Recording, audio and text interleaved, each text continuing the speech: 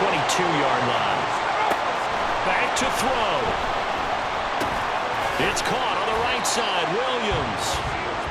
That completion helps out in a nice way. Now they can take a little bit more time, but guess what? They've got to make sure on their throws that they see it open, not just anticipate it. Back to throw. Finding Williams once more, complete. The Lions will use the first of their timeouts as they'll stop it with just over 40 seconds to go in the game. He's back to throw. And he slides and covers up at the end as he's going to be able to pick up decent yardage. The Lions now going to use the second of their timeouts as the clock will stop with 35 seconds left to go. A second down pass play there, but it's incomplete. Now we're in the situation where the quarterback's got to take full charge of his huddle. Got to totally command it, make sure all eyes are on him. All focus is locked in. Going to call multiple plays and go over different situations and scenarios to make sure everyone is on the same page. And he won't get to the marker. He's a yard short. A pickup of 3. It leaves him with 4th and 1. So the field goal unit is on the field as this is a big spot right here. This to potentially send us to overtime. And this one is right through. And that will tie this game here in the final minute of play. So in the final minute, they turn it over to their kicker to get him back to even, and he does not disappoint. Brandon, do you think the pressure ever gets to this guy? Because I sure don't. That was pretty smooth right there. But I tell you, he better not rest on his laurels because there's a good chance they may need him again if this game goes to overtime. And he'll be brought down shy of the 20, so the decision to bring it out of the end zone, not a good one. The Falcons offense set to go. And Charles, obviously not much time left. I'm curious to see if there's enough for them to get into field goal range and try to win this thing. And partner, you and I both know the safe calls to kneel and just take it into overtime.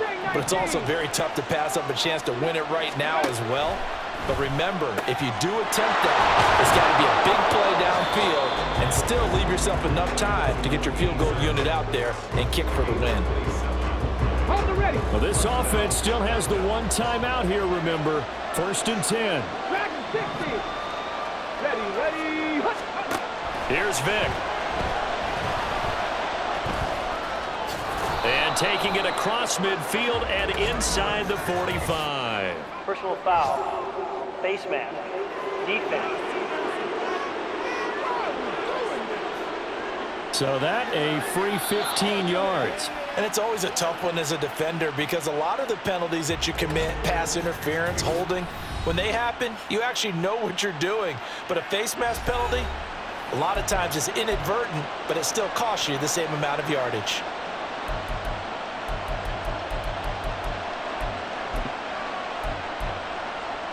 Let's go now. They'll come up 1st and 10 here.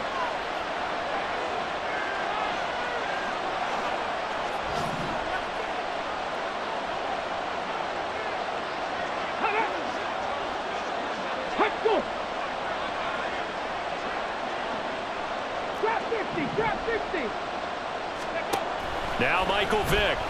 They'll roll him out right. And seeing no options, he just tosses this one away incomplete.